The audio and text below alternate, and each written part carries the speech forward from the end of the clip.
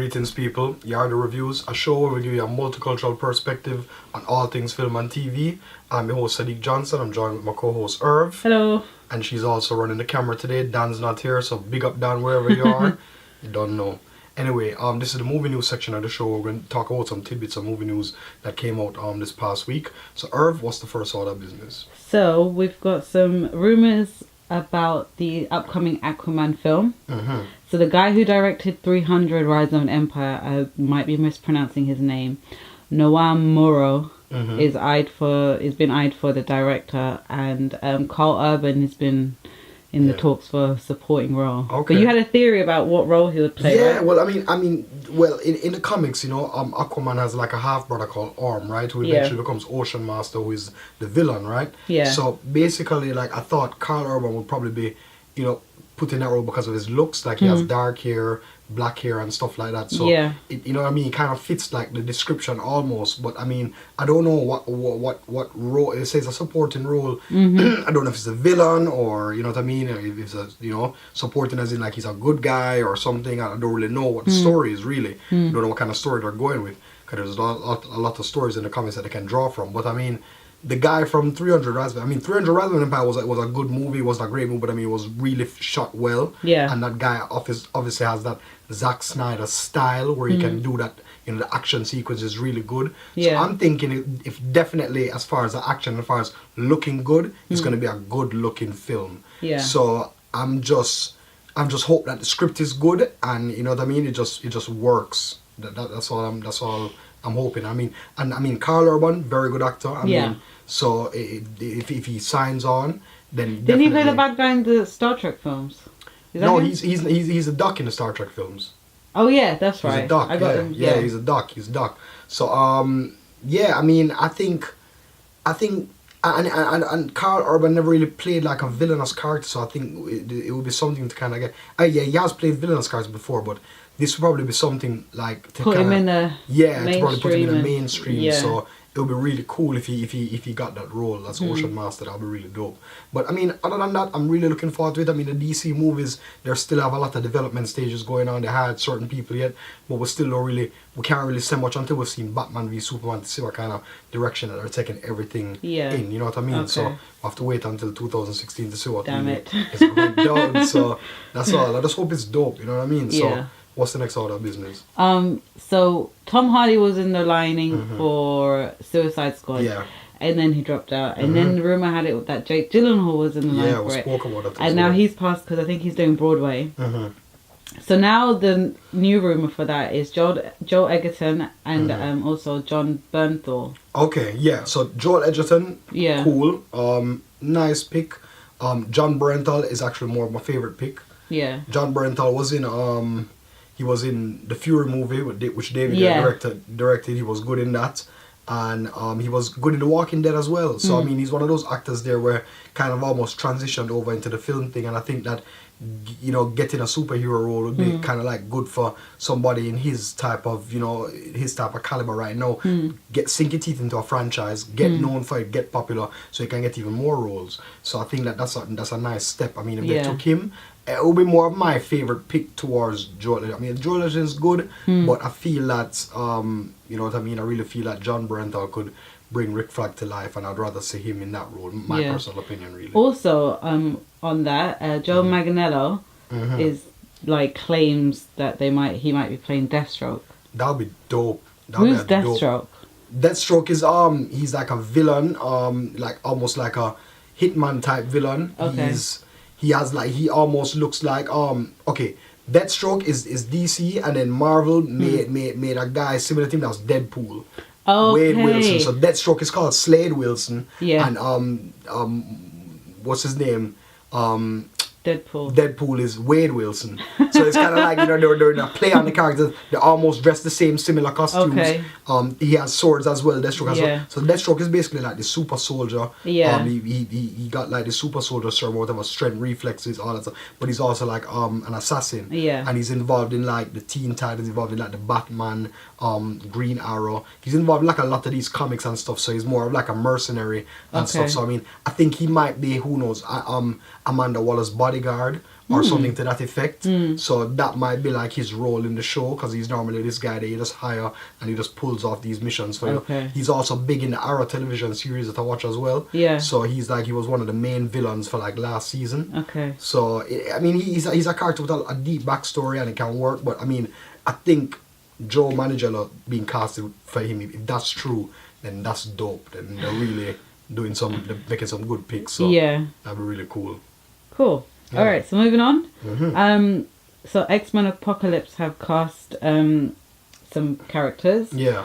Sophie Turner from Game of Thrones is gonna be Jean Grey. That's a dope choice. She's Sansa Stark, so like she has grown so much on the show, and like to see her kind of like getting like a comic book franchise now breaking out, I think that's a really dope move. So yeah, seeing her as Jean Grey like in the teenage years should be really cool. Tye Sheridan from Tree of Life. I don't know. I've not heard of him. No, and he's also in Mud.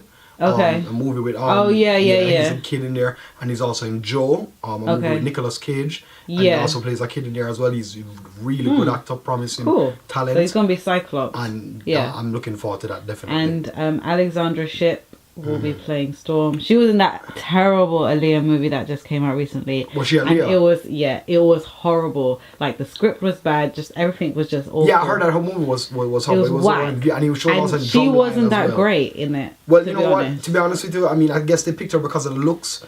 Probably. Storm doesn't. But when you think about it, Halle Berry was Storm, and Halle Berry barely even said much. It's true. So it's like. Let's hope her lines. Yeah, they're just giving her as minimal lines as possible. She just looks as good. But it's good move because she was in like the Drumline spin-off and stuff, and it's just. Well, whatever. Yeah. The other two casting things was great, but her, we'll see what happens. Yeah, basically. Yeah.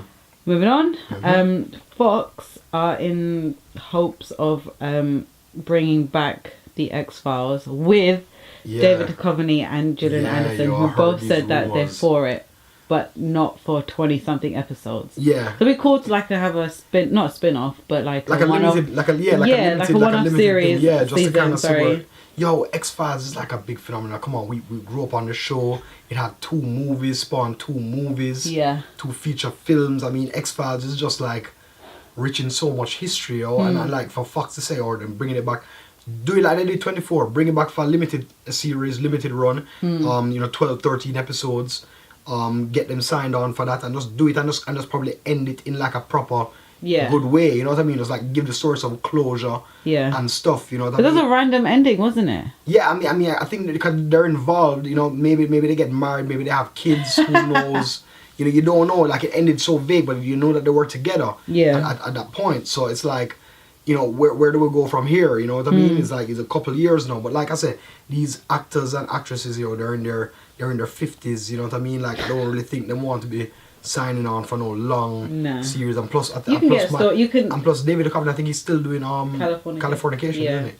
So yeah, he still has that going on, and I mean, all of these people are kind of involved. Get them together for like a short thing. And you can get it done because we've got of seasons that are like 12, 13, 14 episodes long, and he gets the story told. So. That's it. I mean, you don't really need more than that. You just do it and just get it done. Yeah. So I'm looking forward to that still. X-Files, always one of my favorite shows, and definitely looking forward to it to come back.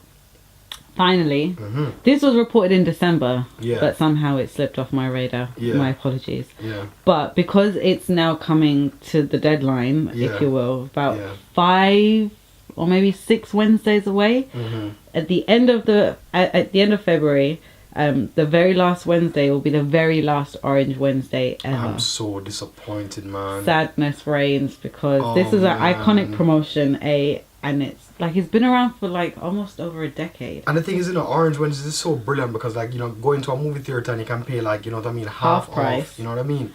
And then you can get pizza after half off from Pizza Express. Oh my gosh, man! That was the best deal ever. Double whammy, you know what I mean? Like a double whammy, and then I get because I can't remember who it was. But why were they saying? Because they're saying we're consuming media in a different way now. Yeah, their consumers have changed the way that they take in media and stuff, which is fair enough. But encourage people to keep going. But this encourages people to go to the movies even on a Wednesday. You know what I mean? Like, come on. You know what I mean?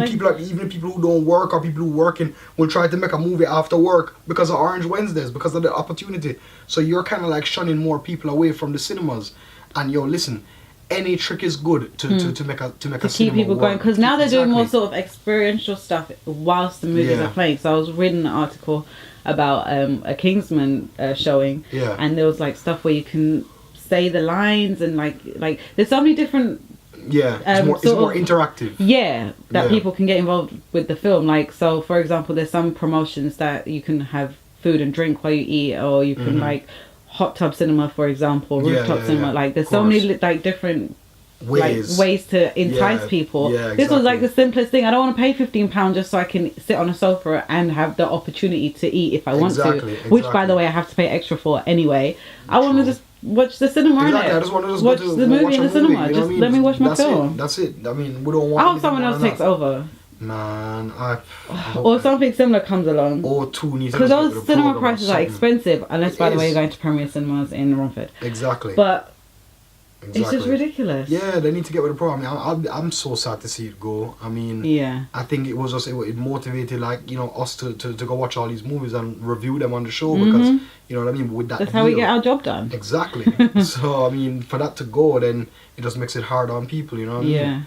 So there's no word yet on what the new offer will be, but listen, they need to do a proper something needs to happen. You've got to replace Orange Wednesday. You can't just take it away from me. Yeah, you got to replace it. So make something happen, guys and girls at Orange. Simple. Anyway, that's basically it. So listen, thank you guys for subscribing to the show. Remember, it's youtube.com/YardyReviews.